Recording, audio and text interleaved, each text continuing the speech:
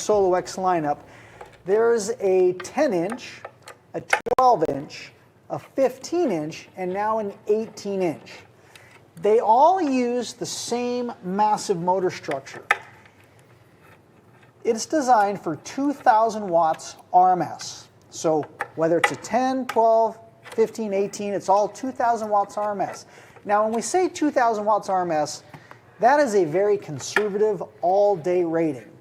And just to remind you, we took the 12, actually Jeff took the 12, and unauthorized, Jeff decided to run the SoloX 12 all week. So he ran it at 2,000 watts, band limited pink noise, for 4 days. And the only reason he stopped is because it was Friday afternoon, he wanted to go home, so we shut it down. So basically that voice coil took 2,000 watts of pink noise for 4 days and did not fail. Zero failure. So when we say 2,000 watts, we mean real 2,000 watts. Now there's guys like Drew Jones who are using way more power than we recommend. In fact, there are quite a few guys, including KICKER with our Bronco. We have 1 warhorse per woofer, which is about twice the rated power for that woofer. A warhorse 3601 actually makes about 4,000 watts consistently, and some of them are even more than that. And so you can run a ton of power into any of these subwoofers. So basically, 1 warhorse, 2 10s or 12s or 15s or 18s is the hot setup. Unless you're crazy and you want to go 1 amp per woofer, which, you know, we don't put that in the manual, but obviously we're doing it, and a lot of guys and girls out there are doing it, so they will handle the power. And the amplifier obviously is putting out tons and tons of energy, tons and tons of heat, and that motor structure has to dissipate that heat. So one of the ways that we do that is this forced air cooling. So on the back, you can't see it now, but on the back of the woofer, there are holes, I think there's 8 holes that go around the magnet structure. And those holes are the way the hot air is pushed out of the voice coil area and cool air is sucked in. So every time the woofer moves in or out, it is pushing hot air out and bringing cool air in. And that dramatically reduces the voice coil temperature. I think 20 to 25 C, not F. C is how much it changes that voice coil temperature. So when you look at it on the Klippel analyzer and you're running full power, you'll notice on a graph, it comes up quickly, gets hotter, hotter, hotter, and then it plateaus. And it never goes higher than its thermal rated temperature. So it can run basically indefinitely at rated power with music or with test tones or with pink noise. So it is absolutely stout. Now look, he's got to take it apart. Yep, so I don't know how long that took me, but it doesn't take very long. And I don't know if anybody caught this earlier, but I literally put the trim ring for the top of the subwoofer around my shoulders.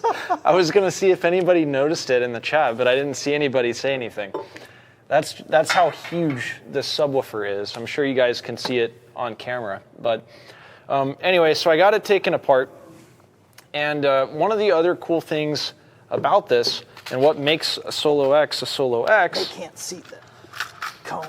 Oh, that's all right. I was just going to say, you don't need any glue to recone these subwoofers. So this lip on the outer edge of the surround, I think you guys can see it maybe against my shirt. Yeah, there you go.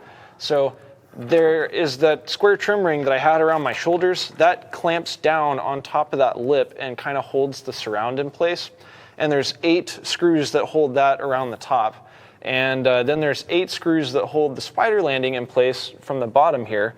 Once you get all those screws out, that whole assembly pops out just like how I had it. Then when you're ready to put the new cone assembly back in, let's see if I can move this a little bit, make it easier for me.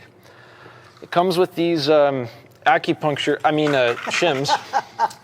And you're gonna take these guys and put them inside the forced air cooling holes. So he's putting these 8 shims in, and of course they're getting stuck to the magnet.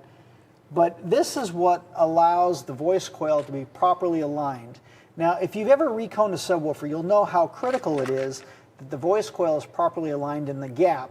because if it's just a little bit off, like millimeters off, it'll rub against the pole piece or it'll rub against the motor structure, and it will damage your voice coil in a hurry. And so these shims help you get it lined up properly. There we go. We do have a video on our YouTube channel and our Facebook and X where you can see John Myers doing a recone, and he's actually got a timer running. I think it takes him about 8 minutes to do it. So once you get all of your shims in place, you're going to come and look inside the subwoofer. You'll see them all sticking, and then you're going to push them up against the pole piece there. Make sure they're kind of evenly spaced all the way around. I'm sure this is very hard, if not impossible, for you guys to see. There we go. So with all those up against the pole piece, they're kind of sucked into the center, and that's going to be basically the gap that we need to leave around that coil, the former and the pole piece. You're just going to take your new cone assembly, line it up with the shims on the inside. You're muted again. So what he's saying is that you line up with the shims and the pole piece. There we go. And he just pushed it in place. Unmute yourself again. And it is now properly aligned.